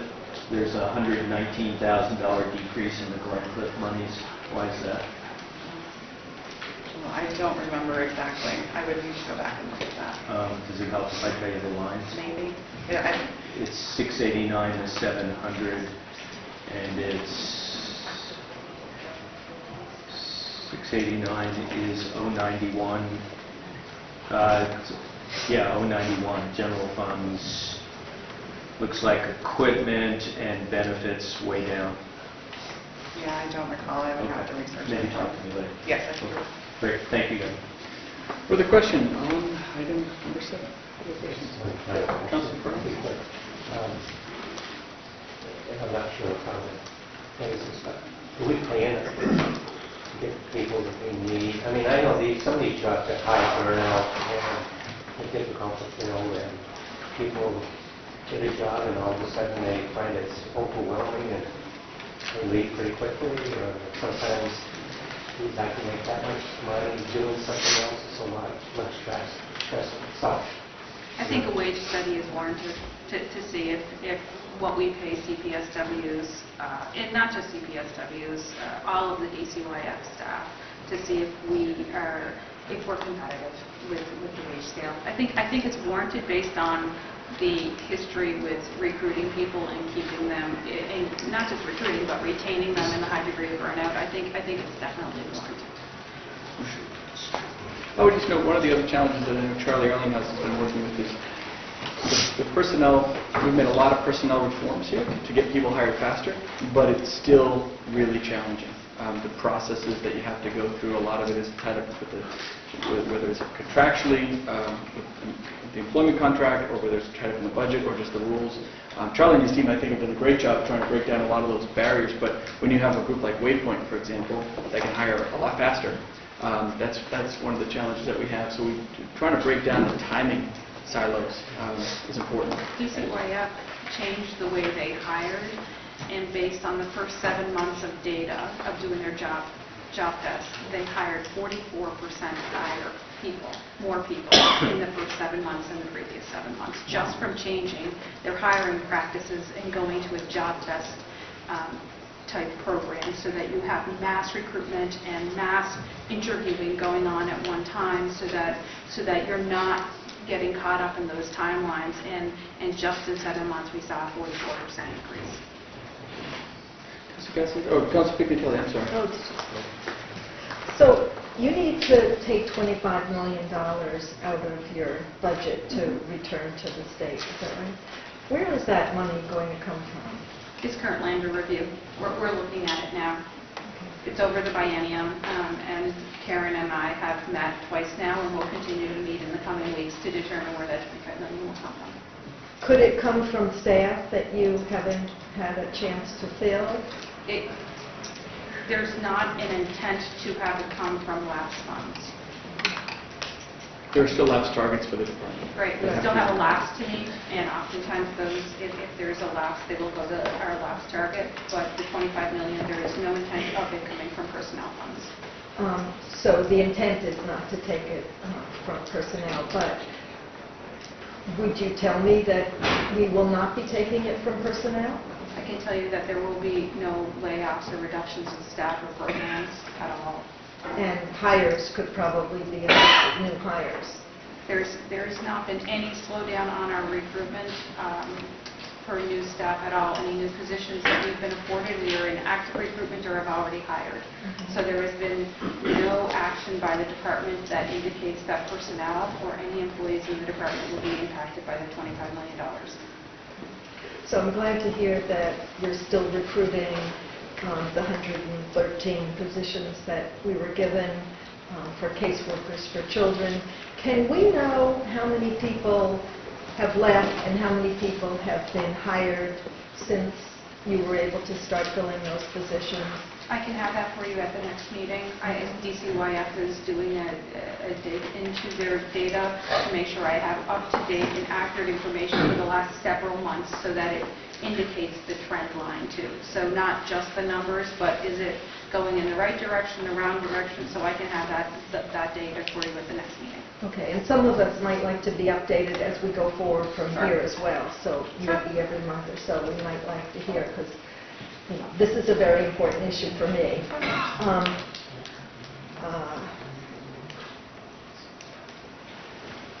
So you need some of this money, or most of this money, to go to pay providers that wouldn't get paid if we did not grant this agenda item. How much of that money, of the $11 million, is going to pay for vendors? I don't have that information. Do you know which vendors are at risk of not being paid if we don't approve this? I think all our DCYF providers are at risk if this is not approved.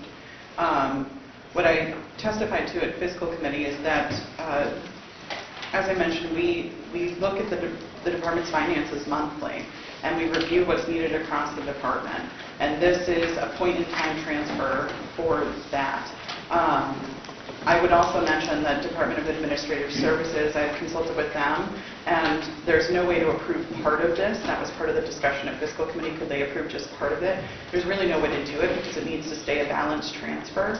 And I wouldn't be comfortable from a fiscal, I'm tasked with managing this department in a fiscally responsible way, and this transfer is part of doing that for me. So even though we may only owe 8 million or 9 million to the providers, we're going to be transferring 11 point something million.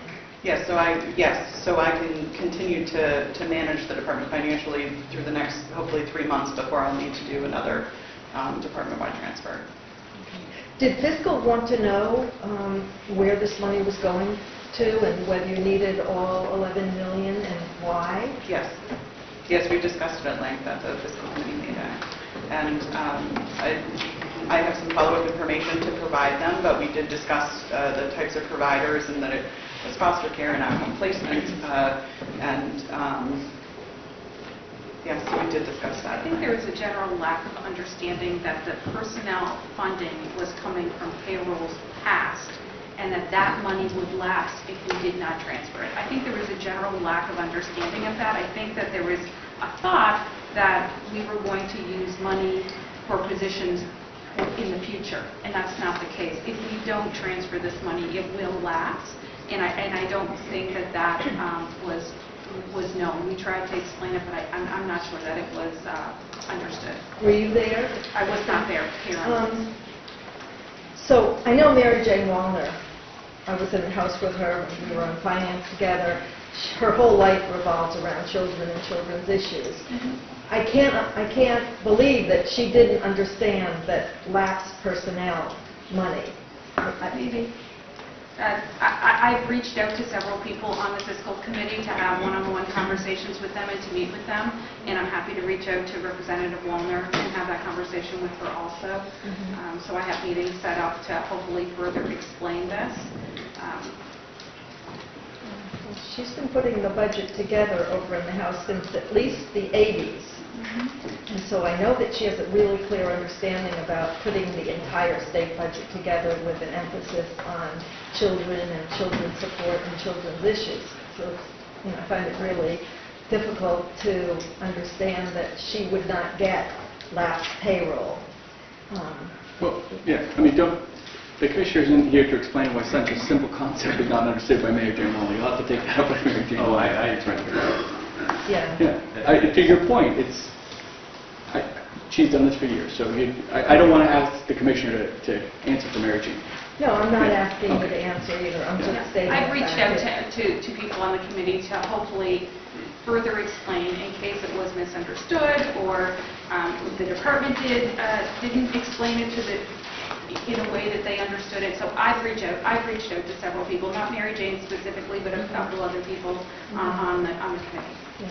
It might be good to have a policy person at the future fiscal committees because, I think it's very difficult for someone who deals with the numbers and is asked policy questions to answer those questions like you were. I do plan to attend a lot of the fiscal committees, but because it's fiscal, the CFO is probably the most qualified person to answer a lot of those questions because it's truly a fiscal committee. Councilor Gaston. Thank you. Let me understand. If every position on July 1st in these line items was filled and they were employed, would you still have had $11 million to transfer? Probably not 11, no. We would still have lapse, but not to that degree. So what you're telling me, if all those positions were filled, then you had too much money in your budget. But they were not filled. That's not what I'm saying. I don't think I understand your question. This effective July 1st, Yes. if every position you had available was filled, and you're telling me you would still have a lapse, Yes. that means you had too much money in your budget line items for those positions. So, and let me explain that. So with 3,000 employees in the department, things move and change all the time. So an employee may, 100 employees may go from a family plan to a single person plan. That's going to create lapse in our benefit lines. We could have 200 people that go off to have babies, and they have FMLA or surgery. They go off on FMLA that's unpaid. That's 3 months worth of salary that sits in their lines. So it's not that we have too much money in the budget, it's that we can't predict those life events or those changes in benefit package needs for our families and our employees. So those things are very fluid, and I think if you look at any organization, you're going to see a personnel line that would have lapse unless there was a transfer to other lines because of those life events for their employees, especially with the department with 3,000 employees. That's why I never liked the lapse line when I was here in state government, because it makes no sense that you put money in line items and then tell people you got to give it back. Because that's not true accounting or truly running the department, and that has nothing to do with the folks. And we made some good changes there. I agree with you, by the way. We made some pretty good changes. We shrunk some of these lapses overall. Did that actually get back? Is that in the final budget? But they wouldn't do it? Yeah. We tried to make those changes. We tried to make the changes in the last budget. It makes no sense doing that. Different organizations outside of state government do it in a different way. I agree with you, Councilor. Most businesses do it saying, this is what our budget is, that's all we can spend. Councilor Prescott. Thank you, Governor. First, thank you very much for working on those 113 more caseworkers. It's a great report. Thank you for working hard to get that done. I just want to confirm we're doing the policy of what the legislature wanted us to do. In many budgets in the past, we've allowed transfers of lapses. Is that also in this past budget? Is it also in the continuing resolution? So that was legislation, policy of our state. We're not out of bounds there at all. All right. Well, that's it. That's all I wanted to hear. Thank you. Further discussion from any of the council? Okay, seeing no further discussion, thank you guys very much. All in favor of item number 7, please signify by saying aye. Aye. Any opposed? The item is approved. I now ask for motion to adopt agenda items 8 and 9 from the Department of Health and Human Services from the Division of Medicaid Services. Second. Any discussion? Councilor Belinsky.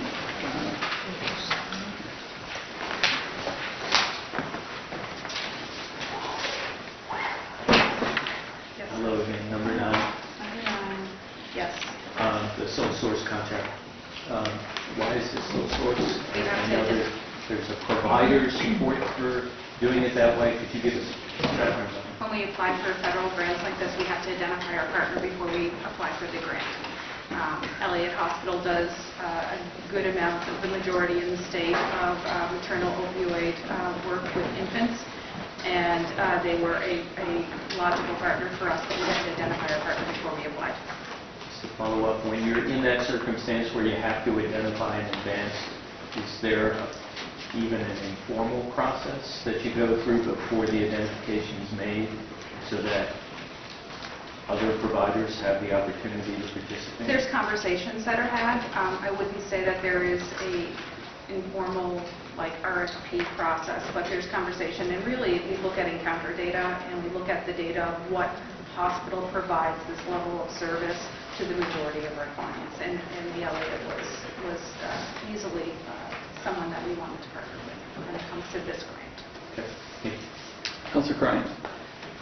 Does DH do something with maternal opioid program? I'm sure. I think all those state programs. An IDN program.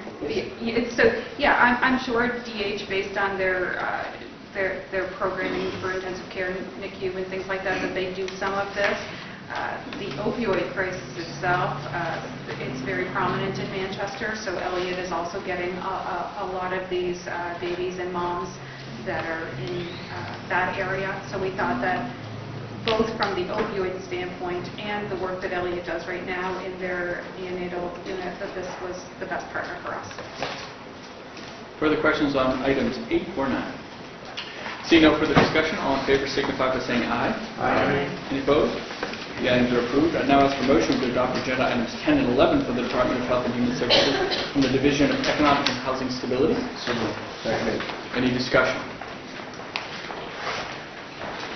Seeing none, all in favor signify by saying aye. Aye. Any opposed? Items 10 and 11 are approved. I now ask for motion to adopt agenda item 12 from the Department of Health and Human Services from the Division of Behavioral Health. So moved. Second. Any discussion? Seeing none, all in favor signify by saying aye. Aye. Any opposed? Item 12 is approved. I now ask for motion to adopt agenda item 13 from the Department of Health and Human Services from the Bureau of Public Health Systems, Policy and Performance. Moved. Second. Any discussion?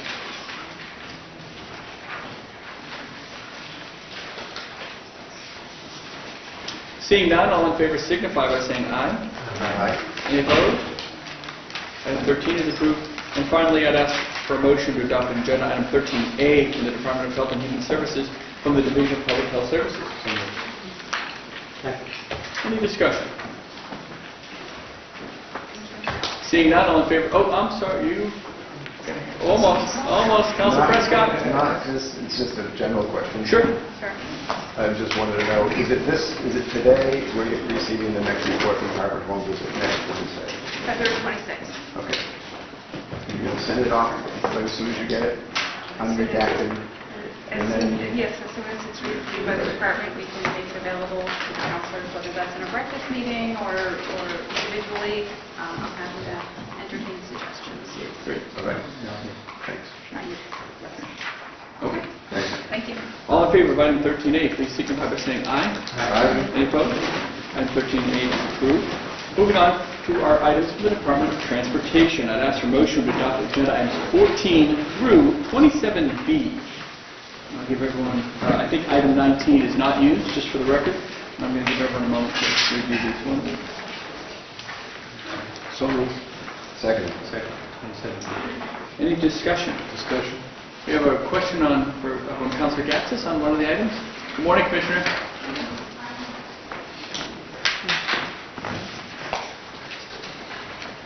Morning.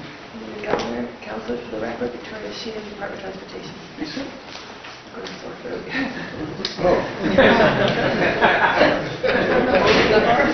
That's why the room emptied out. I guess it's general questions on 3 or 4 of these items. Some of these items, we had prior approval of the council for contracts, but they're before us for small amounts. Is there a reason why those small amounts weren't included in the contracts of 4 or 5 months ago? I'm assuming, Council, you're referring to items 15 through 18, the railroad transit items? Am I correct? Yes. So during the budget process, there was $200,000 made available to the transit operators in the state, and so these amendments concern distributing those funds. And that's why those amounts were not included in the original agreement. So after the continuing resolution, we worked to amend the agreement, and that's the item before you today. Okay. Thank you. Councilor Prescott? Yes. Could you describe the 27D?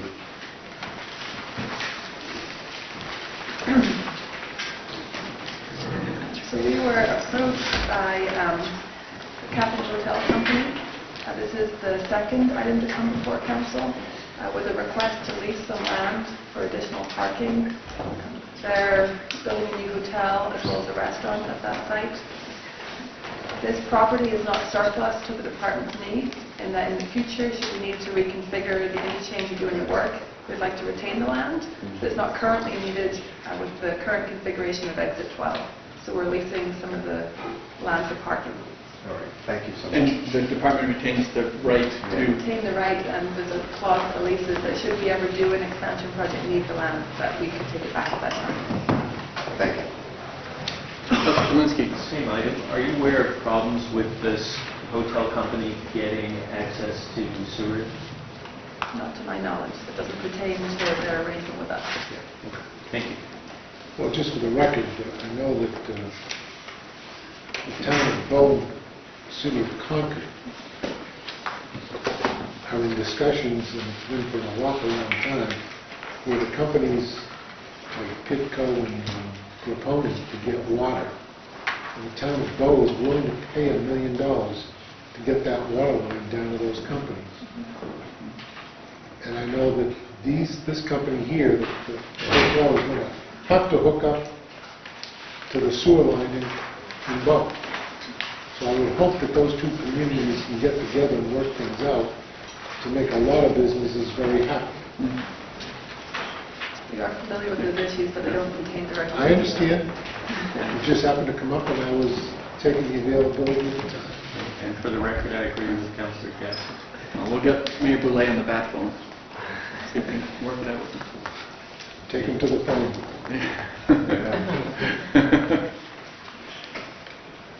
Is that a Speaker Roberts reference? I think that was back in the day. Okay, further questions on the Department of Transportation? Yeah? Very general question. On the contract, let's just say 222 million with 120,000 contingency. That's contingency work. So based on the type of project and the level of design and investigation that was done prior to awarding that contract, we established what the appropriate percentage is for contingency. And then that amount of money is made available so that if there are unforeseen site conditions or utility conflict, changes in scope that need to be accommodated, then we have those dollars budgeted already to ensure that project moves forward with no delay. I think it was last GNC we had an item, it was an informational item. We do prepare a report quarterly to the council on the status of the contracts and how much of that contingency we've used across each project. So conceivably, you could use a project and not have to use contingency. Everything would Yes. And I think the report that we submitted at the last Governor and Council showed that overall we were trending significantly under budget and have not spent this contingency amount. So that comes close to the 20 million that's available each year from the projects that we learned about in the gas. Correct. There was 1 year where it was close to 20 million unspent contingency across all of the contracts. And it was close, well, after 10 years it was like 200 million. It's not always savings.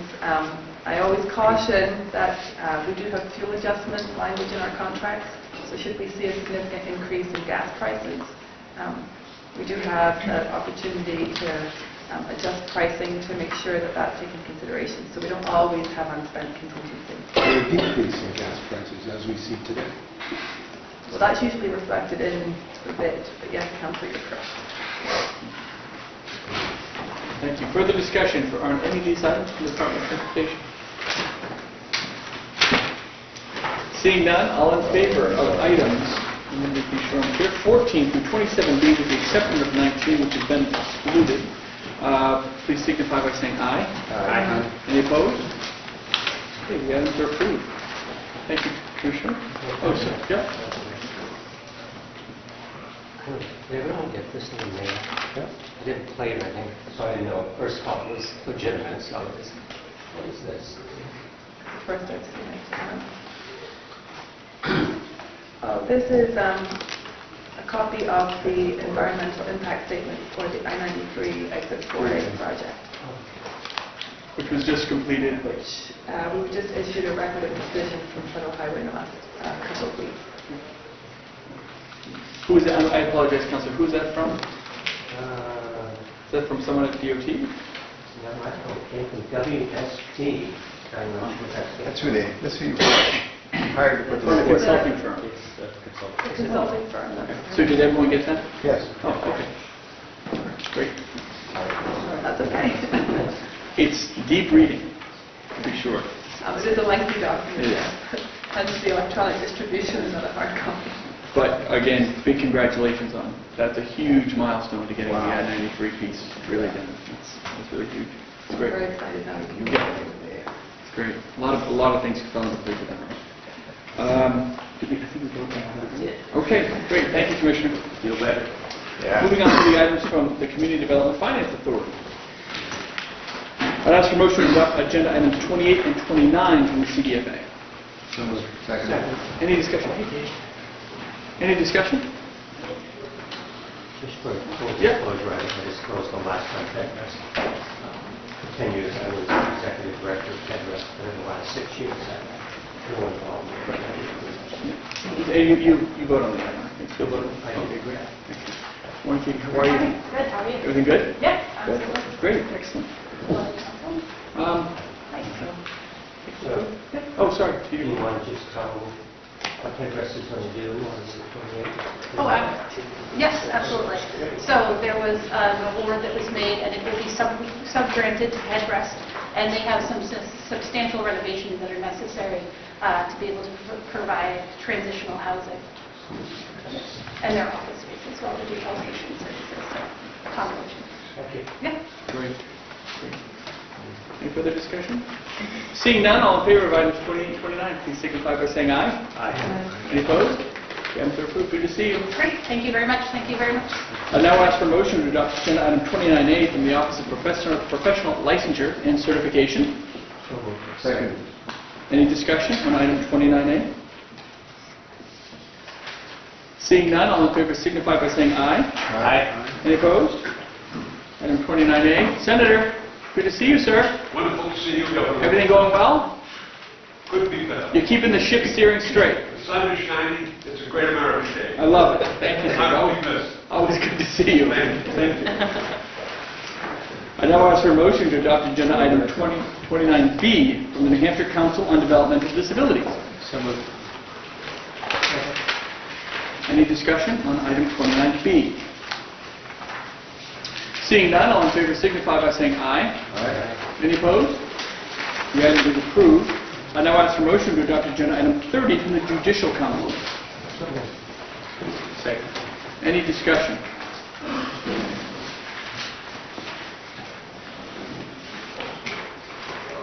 Seeing none, all in favor signify by saying aye. Aye. Any opposed? Item 30 is approved. I now ask for motion to adopt agenda items 31 through 36 from the Department of Agriculture, Markets, and Food. So moved. Second. Any discussion? Morning, Commissioner. Everything good? Everything is very good. Excellent. We were discussing when will we start tapping trees? In the next couple of weeks? Well, some producers have already produced a significant amount of syrup, so it's ongoing. Some places haven't started. It all depends on the location, but Yeah. things are well underway. That's great. That's great. Seeing no further discussion, items 31 through 36, all in favor signify by saying aye. Aye. Any opposed? The items are approved. Good to see you. Thank you. I now ask for motion to adopt agenda item 37 from the Insurance Department. So moved. Second. Any discussion? Hearing no discussion on item 37, all in favor signify by saying aye. Aye. Any opposed? Item 37 is approved. I now ask for motion to adopt agenda item 38 from New Hampshire Employment Security. So moved. Second. Any discussion? Seeing none, all in favor signify by saying aye. Aye. Any opposed? The item is approved. And now ask for motion to adopt agenda item 29. Oh, I'm sorry, fair would be 39 from the Public Utility Commission. So moved. Seconded. Any discussion? Seeing none, all in favor signify by saying aye. Aye. Any opposed? The item is approved. Good to see you, Commissioner. Everything going okay? Yes. Great. Thank you. Good Very to see good to you. be here. Public staff will say hello. I now ask for motion to adopt agenda items 40 and 41 from the New Hampshire Fish and Game Department. So moved. Second. Any discussion?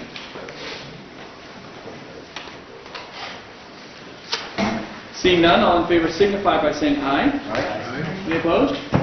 Items 40 and 41 approved. Seeing none. I now ask for motion to adopt agenda items 42 through 49 from the Department of Business and Economic Affairs. So moved. Second. Any discussion? These items? Give everyone a moment.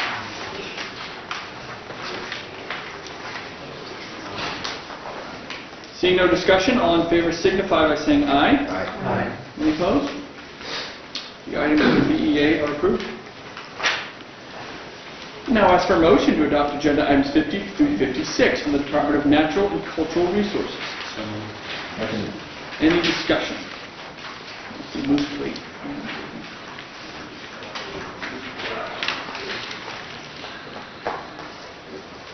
Seeing none, all in favor signify by saying aye. Any opposed? The items are approved. I now ask for a motion on agenda items 57 through 64 from the Department of Environmental Services. Okay. Any discussion on any of these items? Councilor Picatelli? Morning, Commissioner. Good afternoon, Governor and Councilors. Again, for the record, Bob Scott with the Department of Environmental Services, and I'll take the liberty of bringing Randy Pelletier up since the Councilor and I have already talked a little bit about this. Thank you, Am I correct? Commissioner. So I believe, I should let you answer your question, but I believe you have questions on the two boathouse-related dock approvals in Alta Bay. I think one is for construction of a pier to protect the boathouse, and the other one is to do decking associated inside the boathouse. But if you have specific questions, Randy is here to answer your questions. Yeah, maybe you can tell me a little bit more about these two and how closely they're connected to the actual boathouse. So it sounds like one's inside, one's outside. Yeah, 62 has multiple activities going on in that permit. The first part is for years, this boathouse has been there for a long, long time. They have a door on the exterior part of that boathouse, and to get to it, you have to walk around the very front and kind of tightrope to get to the door to get out to their dock, which is on the other side. What they chose to do is they got a 25-foot slip. There's two slips in the boathouse. They have a 25-foot slip closest to the door. They've covered the wedge, the D in front, and now that slip's 18.5 feet instead of 25. So when you come in the back of the boathouse, it's a direct shot to get to the door to get to the dock that's always existing. The other side of the property, they're putting in a 900 square foot perch beach and dock. So that's pretty straightforward. There's really nothing being done to the boathouse other than the decking. And the other one, sorry. Yeah, go ahead. And the other one is boathouse, nothing is being done to it. They're just adding an additional seasonal dock downwind of the breakwater for further protection. And what number is that one? 63. 63. And what's going on with item 64? What is RDK Yeah, doing? that's a good question. 64 is I wouldn't call it a marina, but it's a public facility in Laconia. And what happens is there's a ramp that's open to the public. There's docking facilities, and there is a bulkhead there for lifts for the commercial business to put boats in and out of the water. Well, last year, because of the weakness of the structures, the forklift that was putting boats in water tipped over and crushed all the docking structures. So what they've done is they've relocated a dock to separate the public versus private. Put a dock there. They've expanded the bulkhead, so they have two places for a forklift to work, and they've taken the dock they removed from the new bulkhead and put it on the other side of the property. So this was really, I mean, literally, the forklift went out, tipped over, and crushed all of the docking strips. No boats? No boats, just the docks. That's all I have for you today, Randy. Councilor Grimes, do you have a question? Not really. Okay. Or maybe stay ready. 61, if it talks about principal forgiveness. As it said, Sure. may be eligible, the amount of principal forgiveness will be determined when the aggregate principal amount is established in the classes. Right. So this is criteria under so the state administers this federal money, this is the the initial payment of monies are federal money for the drinking water state revolving loan fund. It's similar to the clean water state revolving loan fund, which is for wastewater, which we're not discussing. So in this particular project. So it really depends on the mean income of the municipality in this case. And so it's the ability to pay. So there's criteria within that federal guidelines. So where we can, there's a certain amount of loan forgiveness that can happen. So again, I don't know the exact amount that will be here for them. So, how many Town Bs would get it? One town could be wealthy town, another town could be poor town with more forgiveness. They're more likely to be loan forgiveness if they're a quarter town.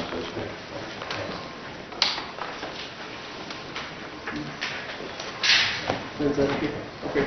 Further questions on any of these items for the Department of Environmental Services? Great, thank you, Commissioner. Seeing no further discussion, all in favor of items 57 through 64, please signify by saying aye. Aye. Any vote? I will be voting no on item number 62, the boathouse. Recognizing the no on item 62, the items are approved. I now ask for motion to adopt agenda item 65 from the Department of Education. Second. Any discussion? Seeing none, all in favor signify by saying aye. Aye. Any opposed? The item is approved. See you, Commissioner. I now ask for a motion to adopt agenda items 66 through 71 from the Department of Safety. Second. Any discussion?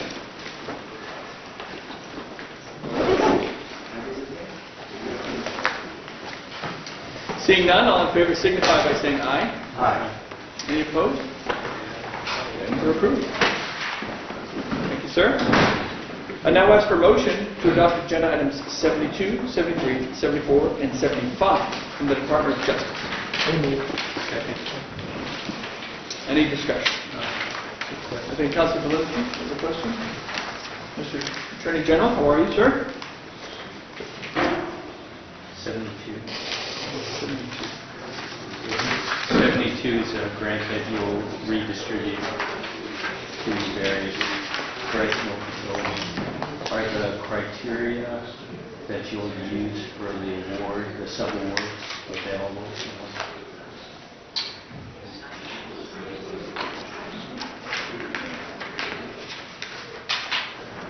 Yes. Could you share? Yes. Thank you. Further questions from the Department for the Attorney General or members of the Department? Seeing none, all in favor of these items, please signify by saying aye. Aye. Any opposed? Items 72 through 75 are approved.